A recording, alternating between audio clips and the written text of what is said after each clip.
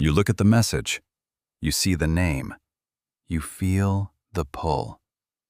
You even know what you want to say, but you still do not reply. Not because you do not care, not because the person stopped mattering.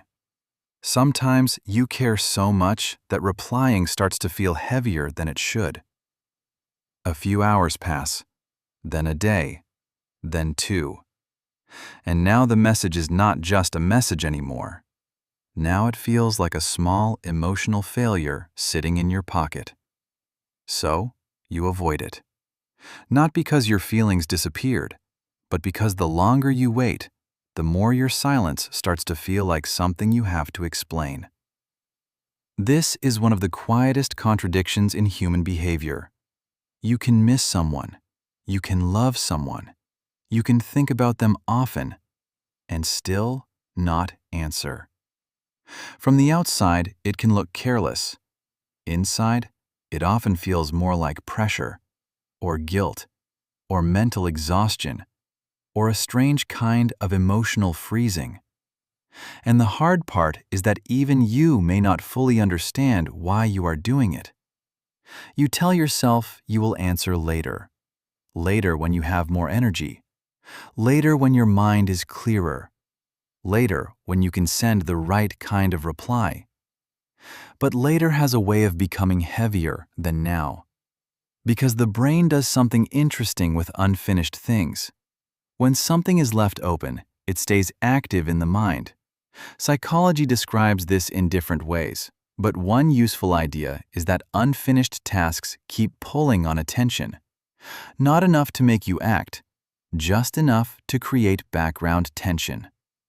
So every time you remember the message, your brain does not just think of the person, it also thinks of the tension attached to not having replied.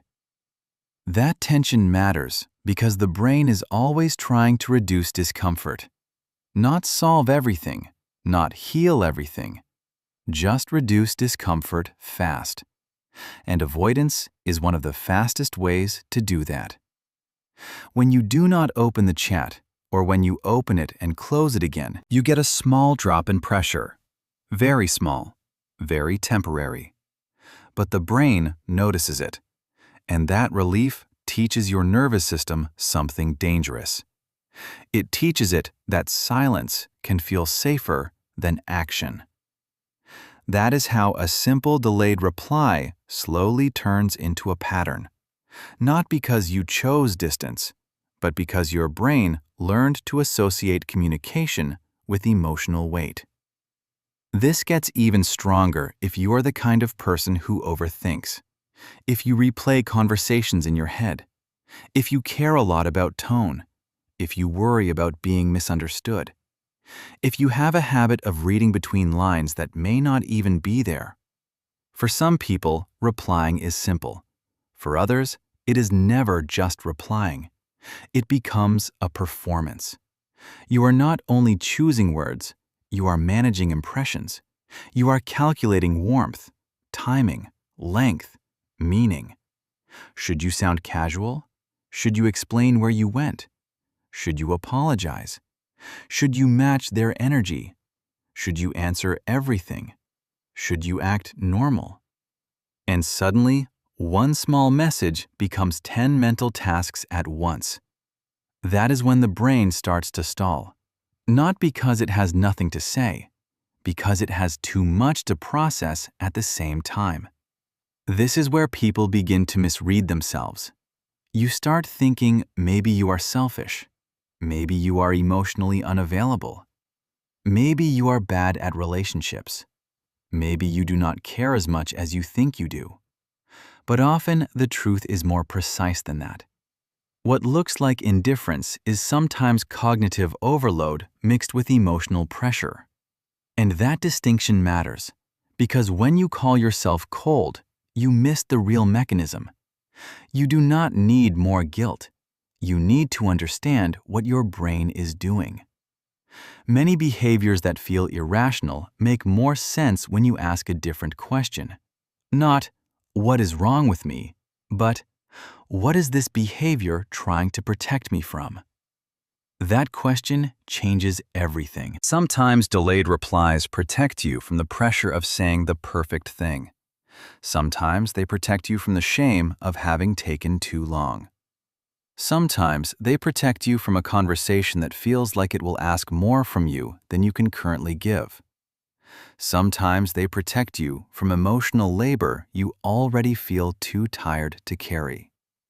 And sometimes, if you grew up around unpredictable reactions, criticism, or emotional dependency, communication stopped feeling simple a long time ago. For you, being reachable may have become linked with being responsible. Being available may have become linked with being drained. Being attentive may have become linked with being consumed. So now, even when the person matters, your nervous system treats the interaction like something costly. That does not mean the pattern is healthy. It still hurts. It still creates distance. It still confuses people. But it does mean the pattern has logic. And once something has logic, it can be worked with. You are not broken. You are adapted. That is not the same thing. An adaptation is something the mind learns because it once helped you manage emotional reality. Maybe not perfectly, maybe not forever, but it helped enough that the brain kept it. That is why this pattern often shows up most with people you care about. That sounds backward, but it is not. The more important the person is, the higher the emotional stakes feel. The higher the stakes, the more careful you become. The more careful you become, the more mentally expensive each reply feels. And the more mentally expensive it feels, the easier it is to freeze. So the slowest replies do not always go to the least important people. Sometimes they go to the people who matter the most. Because important relationships activate deeper fears. Fear of disappointing. Fear of being seen wrongly.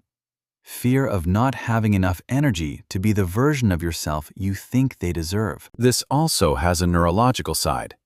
When you are tired, stressed, ashamed, or emotionally overloaded, the brain becomes less efficient at flexible social thinking.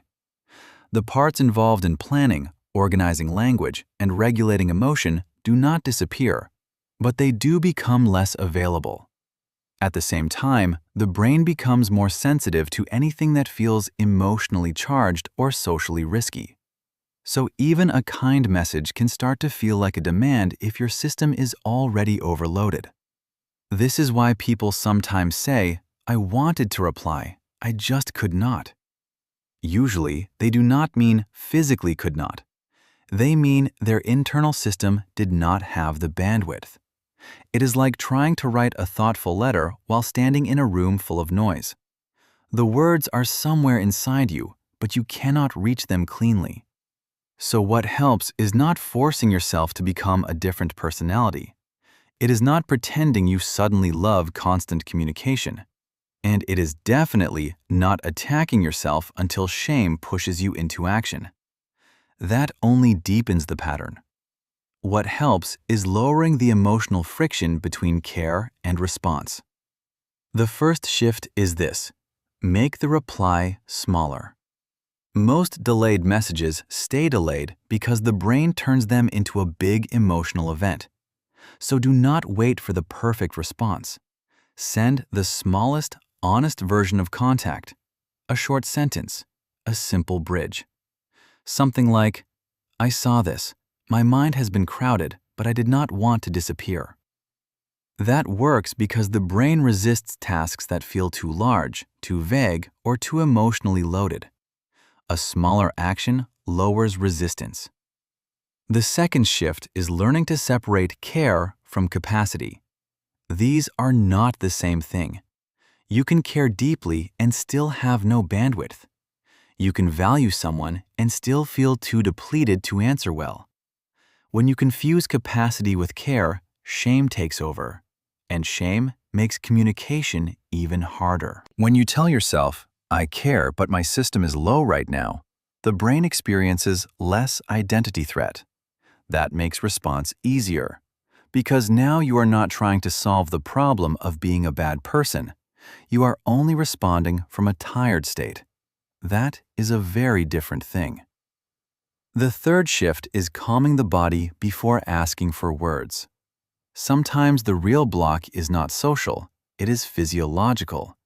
Your body is tense, your breathing is shallow, your jaw is tight. Your nervous system already feels cornered.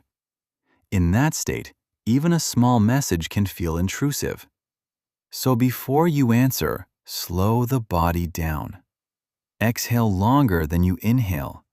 Drop your shoulders. Unclench your hands. This works because communication is not just mental, it is bodily. A calmer body gives the brain better access to language, perspective, and regulation. The fourth shift is to stop relying on mood. Mood is unreliable. Ritual is better. Choose one quiet moment each day when you answer one message that matters. Not all of them, just one. Behavioral psychology shows that repeated actions become easier when tied to stable cues. The more you attach communication to a routine, the less emotional negotiation the brain has to do each time. And the less negotiation, the less resistance. The fifth shift may be the most important. Stop replying to the imagined judgment in your head. Reply to the actual human being. A lot of communication paralysis comes from talking to a fantasy where the other person is annoyed, disappointed, reading deeply into every delay and every word. Sometimes that happens, but often the mind exaggerates social threat. That is what anxious prediction does. It makes uncertain situations feel already negative. So instead of asking, "What is the perfect thing after all this time?" ask something gentler. What is the most honest human thing I can say right now?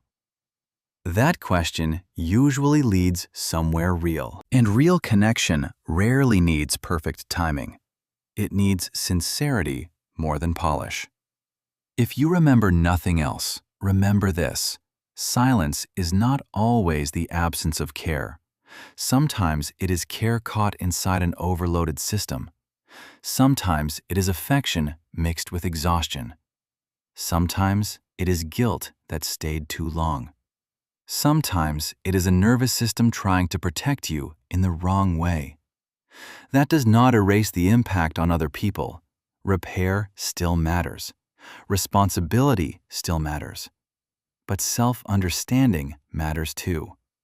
Because when you understand the mechanism, you stop turning a pattern into an identity. You stop saying, "This is just who I am," and you start seeing something more accurate. My care is real. My difficulty is real too, and both can exist at the same time. That is a softer truth, but it is also a more useful one. Because the goal is not to become perfect at replying. The goal is to become someone who notices when silence is starting to harden and knows how to interrupt it gently. One smaller reply, one honest sentence, one calmer breath. That is often how closeness returns. Not all at once, not dramatically, just quietly. And maybe that is the thought worth keeping. Sometimes the words were never missing. They were only trapped behind pressure, shame, and a nervous system that did not know how to open the door.